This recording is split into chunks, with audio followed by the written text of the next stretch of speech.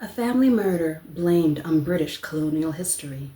A work of historical fiction based on the American act that aimed to combat the spread of venereal disease.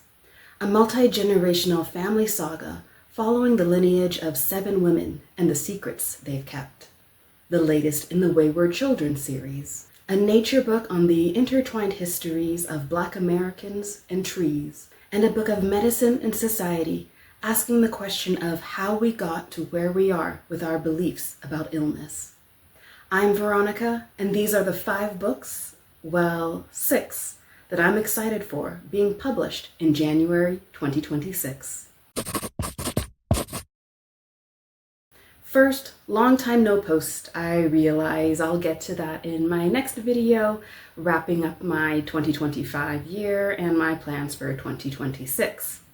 For now, the first book that I'm excited for in January is How to Commit a Post-Colonial Murder by Nina McConigley, published by Pantheon, 224 pages. In 1986, twin sisters Georgie Ayar and Agatha Krishna Creel bring their aunt, uncle, and cousin into their Wyoming home after their relatives have arrived from India. They have every intention of carrying out their familial duties until they decide that their uncle must die.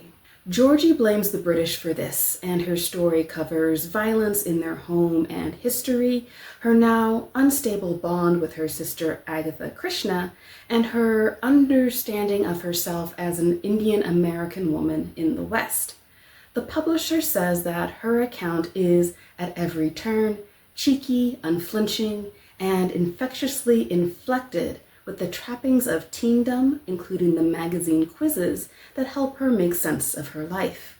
At its heart, the tale she weaves is A, a vivid portrait of an extended family, B, a moving story of sisterhood, C, a playful ode to the 80s, D, a murder mystery of sorts, E, an unexpected and unwaveringly powerful meditation on history, language, trauma, and healing, and the meaning of independence. Or maybe it's really F, all of the above. I'm not necessarily a fan of the whodunit genre, but a whydunit gets my attention. And this blaming of murder on colonialism has me so curious as to how the long arm of history has led these girls to commit such a terrible crime. Celeste Ng is one of the authors blurbed on the publishing page, and that name has me even more curious. I don't usually pay attention to blurbs, but an author I love singing the praises of a story that sounds super interesting all on its own? Count me in. This book will be available on January 20th. The next book is Women of a Promiscuous Nature by Donna Everhart, published by Kensington, 368 pages. Compared to both Girl Interrupted and The Handmaid's Tale, this work of historical fiction follows 24-year-old Ruth Foster, who in 1940s North Carolina is stopped by the local sheriff and is brought to a health clinic where she risks arrest if she doesn't undergo testing to preserve decency and prevent the spread of sexual disease. Despite never sharing more than a kiss with a man, she ends up one of dozens of women held at the State Industrial Farm Colony for Women, a place where women who are reported for promiscuity, accused of prostitution, or are guilty of the sin of being pretty and unmarried, or poor and suspicious, are sent. Eating dinner alone in a restaurant, daring to speak to a soldier, running a business as a single woman, or being a victim of assault can also get a woman sent to the colony. While there, the women must submit to Superintendent Dorothy Baker's medical treatment and training until it's been decided that they are ready to be let out on parole. But some will not be dominated and will fight back at any cost.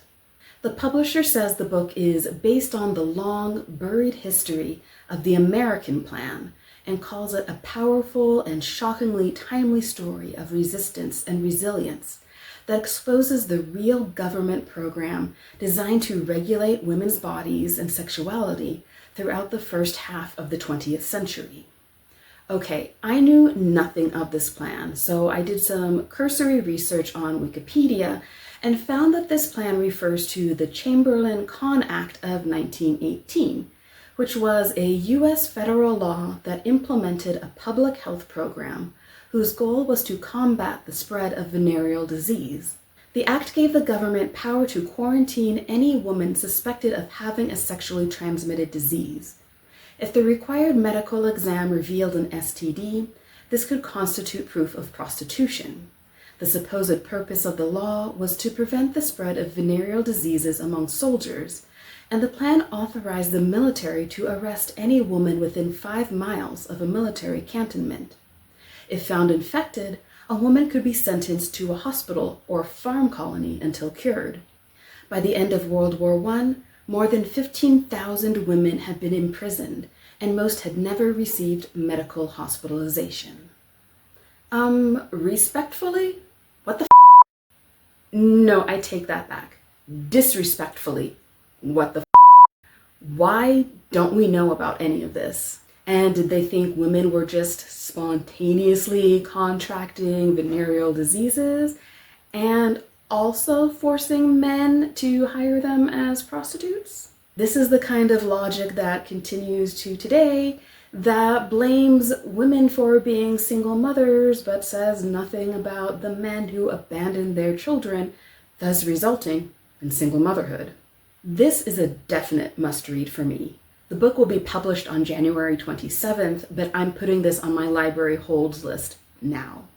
Next up is The 7 Daughters of Dupree by Nikesha Elise Williams, published by Gallery Scout Press, 336 pages. The first line of the publisher's description contains the magic phrase for me, calling this work of fiction a sweeping, multi-generational epic. Say no more, sign me up. This epic follows 7 generations of the Dupree women, from the point of 14-year-old Tati, who, in 1995, is determined to find out who her father is. Her mother, Nadia, keeps this a close secret, while her grandmother, Gladys, stays silent about the family's past and the reason why she left Alabama in 1953. Tati's efforts to discover her roots leads to a legacy of family secrets, with each generation of women posing more questions than answers. In 1917, Juby's efforts to pass for white end when she gives birth to Ruby. Ruby's desire for Samson leads to a baby of her own, and a night in 1980 changes Nadia's future forever. These women are bound by a curse that causes them to only give birth to daughters, and their legacy is a combination of pain, resilience, and survival that started with their enslaved ancestor who risked everything to gain freedom.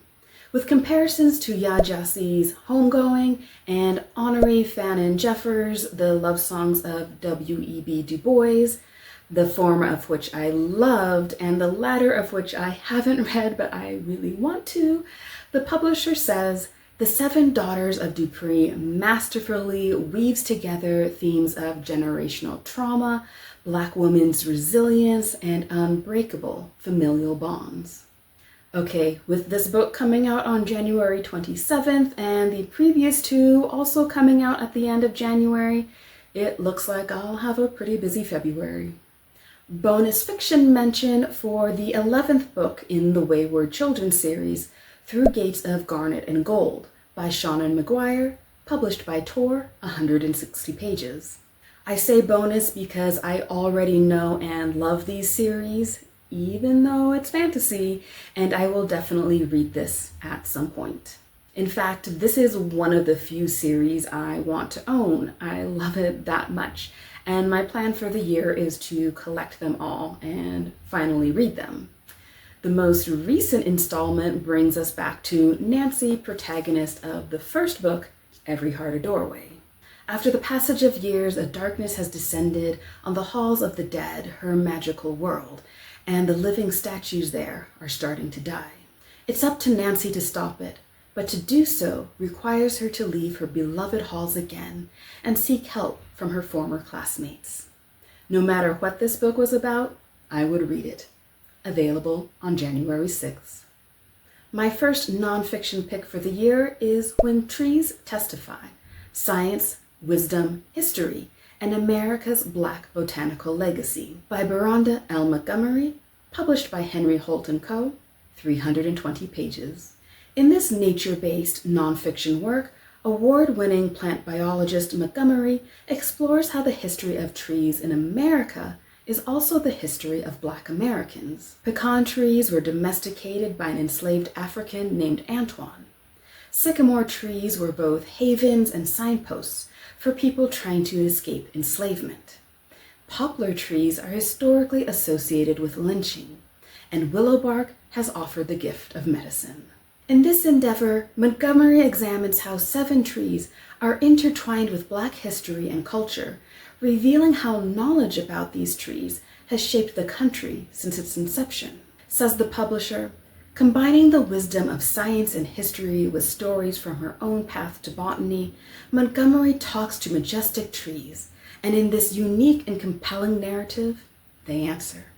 This is an unusual way to dive into history, and I'm intrigued by the premise.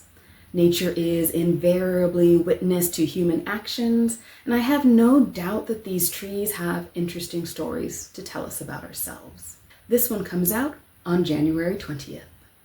Last is The Great Shadow, a history of how sickness shapes what we do, think, believe, and buy, by Susan Wise Bauer, published by St. Martin's Press, 252 pages. Finally, we have this book on medicine and society, exploring one of the most pressing issues of our time: anti-science and anti-vaccine beliefs. How did we get here, the book asks? In response, it promises to supply us with a missing piece to the puzzle: the experience of actually being sick. What did it feel like to be ill in ancient times, in the Middle Ages, in the 17th century, or even just 100 years ago in 1920? How did those feelings shape our thoughts and views of illness? Using extensive historical research and first-person accounts, Wise Bauer works to reveal how our current fads and causes stem from the moment-by-moment experience of sickness, including everything from the search for balance in life to our use of plug-in air fresheners and preferences for bare hardwood floors. Says the publisher, we can't simply shout facts at people who refuse vaccinations, believe that immigrants carry disease, or insist that God will look out for them during a pandemic. We have to enter with imagination, historical perspective, and empathy into their world. The Great Shadow does just that with page-turning flair. Okay, I'm here to learn. I have my own beliefs, but I'm open to learning how the opposing side came to hold theirs and how learning about the historical experience of illness can fuel empathetic conversation. This is a book whose covers I'm eager to crack. It'll be on shelves on January 27th. That's all the books for today. What upcoming reads are you excited for? Let me know in the comments. I'll be back next week with a wrap-up of my 2025 reading year and my reading resolutions for 2026. See you in the next video.